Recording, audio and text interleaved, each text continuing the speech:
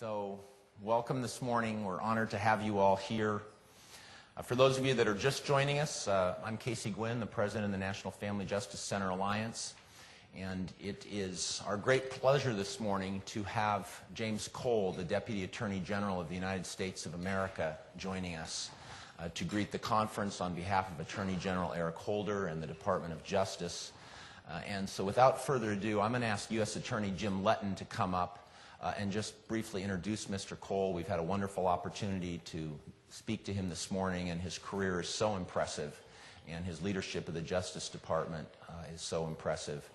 So please welcome U.S. Attorney Jim Letton to introduce Mr. Cole.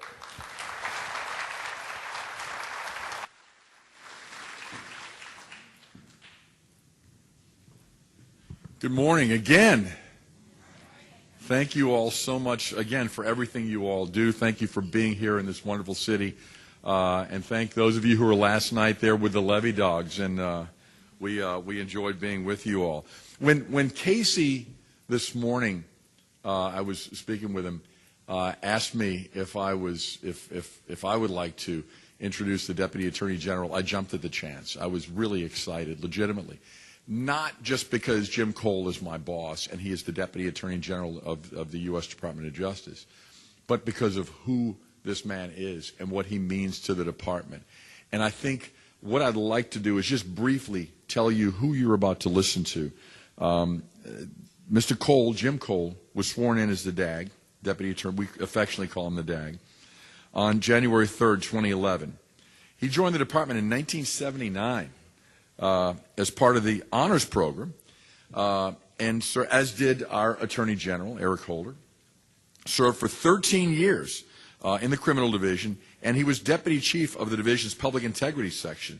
And in that capacity, I first had the great pleasure and honor of meeting him when he actually worked on some very important cases here, including prosecution of a U.S. District Judge, which was in the Eastern District of Louisiana, successful prosecution, a member of Congress, and a federal prosecutor.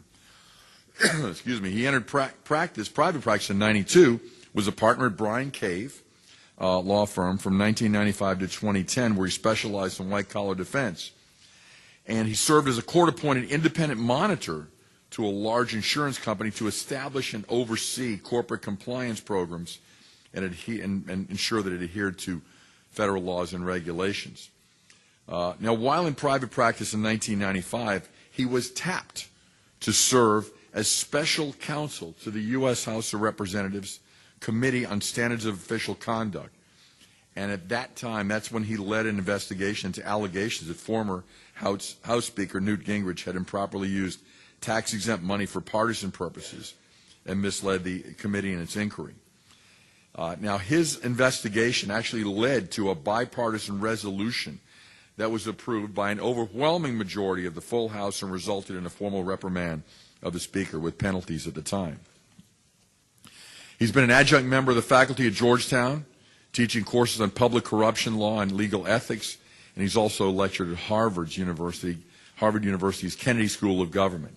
He is a former chair of the American Bar Association White Collar Crime Committee and actually served as a chair-elect of the ABA Justice Section. He has been a tremendous Deputy Attorney General on top of that. I will tell you, his accessibility is unparalleled. His keen interest in and knowledge of the mission of the U.S. Attorney's offices and our federal partners and the Department of Justice is unparalleled. You can't beat it. He grew up and cut his teeth in the department. He understands our missions. And his understanding and appreciation of the challenges we face here in New Orleans, but the challenges you all face in protecting our citizens from domestic violence, including his support of the Violence Against Women Act and the importance of that, is unparalleled. He's been a great friend. I've had the honor of knowing him for many years, and more importantly, he's been a tremendous leader. And so this is a big deal for me. I'm grateful that he's here. He's here because he wants to be. He was anxious to get here. Jim Cole, Deputy Attorney General. Thank you, sir.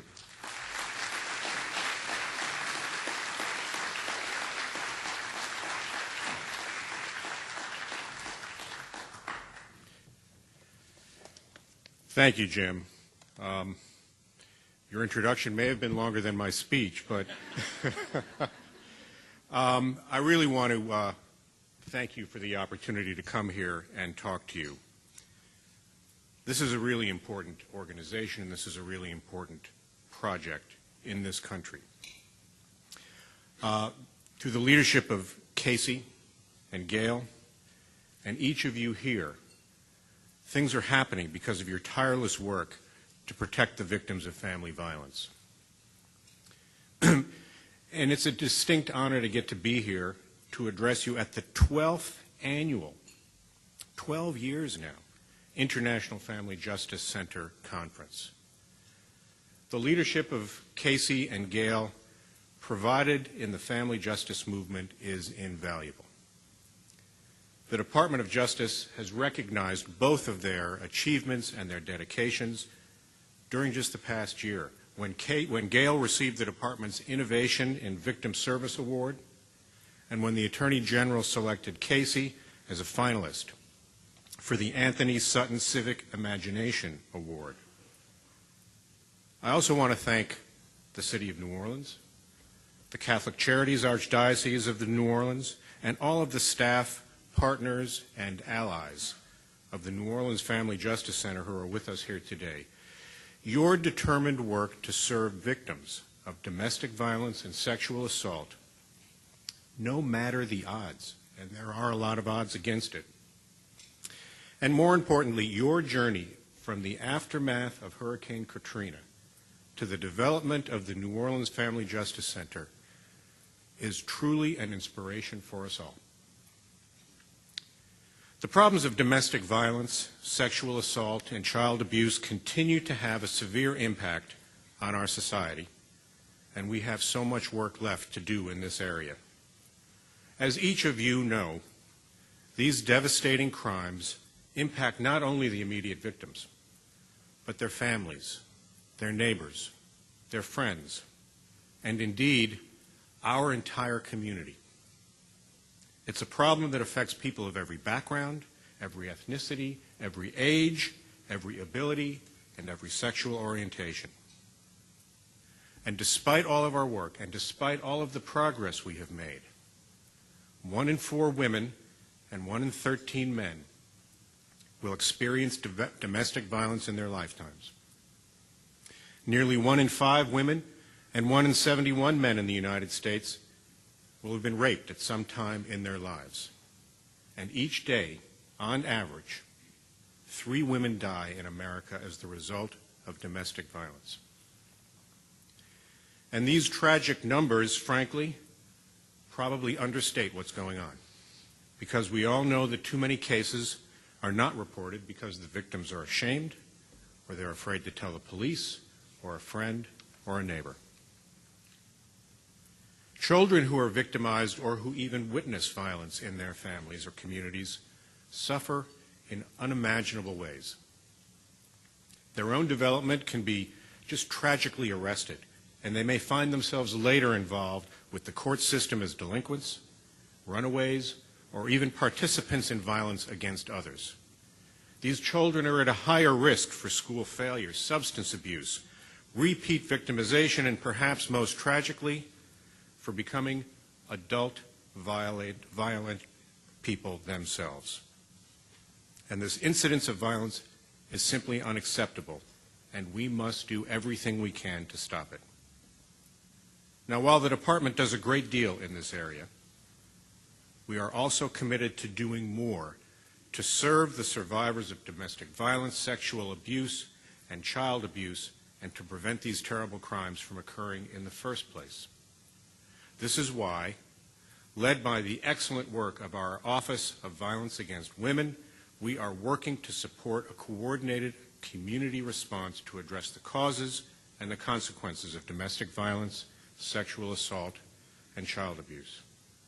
Of course, the department has an important role to play in prosecuting the perpetrators of some of the worst of these crimes and bringing them to justice, but to truly address these problems, the department must do more than simply bringing cases in court.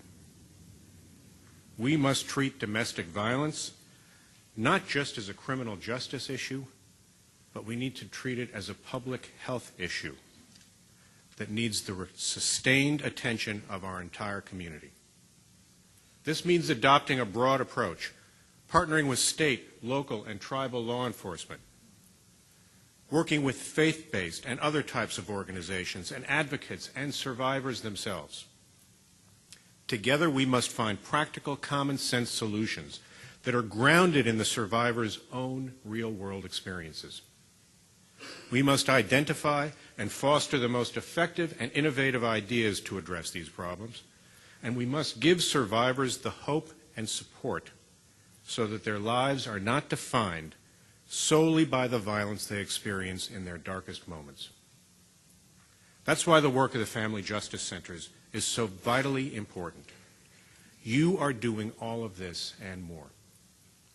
The Family Justice Centers are based on the simple notion that victims of domestic violence and their children, who are already suffering so much, shouldn't have to go from place to place to place just to get the help that they need. By giving victims access to trained advocates, police officers, prosecutors, judges, medical professionals, and others in one location, Family Justice Centers offer a practical solution to the problems that frankly seem overwhelming to these victims at the time.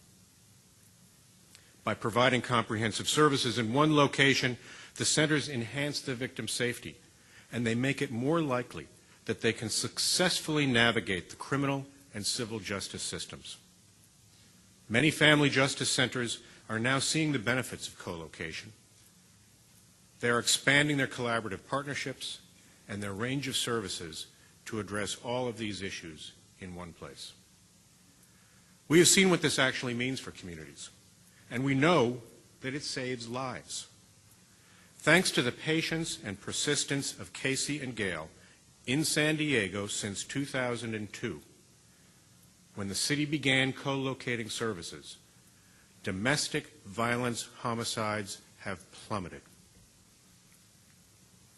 The Department of Justice is just so proud to support these vital centers, and we are particularly proud of our work with the New Orleans Family Justice Center, founded on the second anniversary of Hurricane Katrina.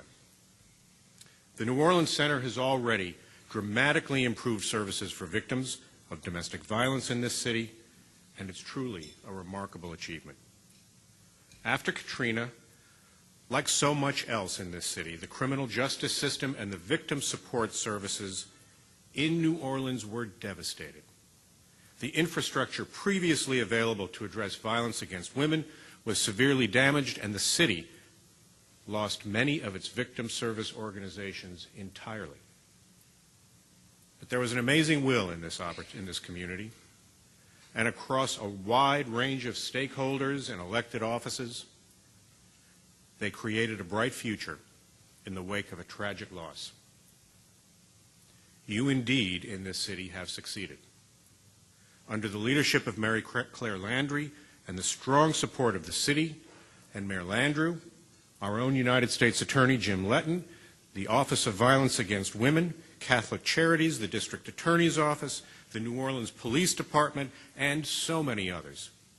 The New Orleans Family Justice Center has brought together police officers, prosecutors, advocates, social service providers, and civil legal professionals in an unprecedented collaboration to aid the victims of domestic violence, sexual assault, and child abuse. It has become a model for the other family justice centers that are still in the planning or early stages. This extraordinary partnership is making more and more of a difference every day in the lives of survivors across the country. Now let me, if I can, talk to you for a moment about the pending reauthorization of the Violence Against Women Act. This law is an important reminder of the progress we have made as a nation and the challenges that we still must overcome in the years ahead. Since the enactment of this landmark legislation, we have witnessed a sea change in the ways that communities respond to violence against women. And perhaps most importantly, it brought the issue of domestic violence and sexual assault out of the shadows reflecting the broad national consensus that we must work together to end domestic violence and sexual assault. The law takes a comprehensive approach to violence against women by combining tough new penalties to prosecute offenders, along with programs to aid the victims of such violence, and it created the Department's Office on Violence Against Women. This is an office dedicated to support a sustained federal response to this problem. It has also brought a critical shift in how the issue of violence against women is addressed in the United States. We are now encouraging jurisdictions to bring together stakeholders from diverse backgrounds, to share information, to use their distinct roles to improve and expand the community response to violence against women.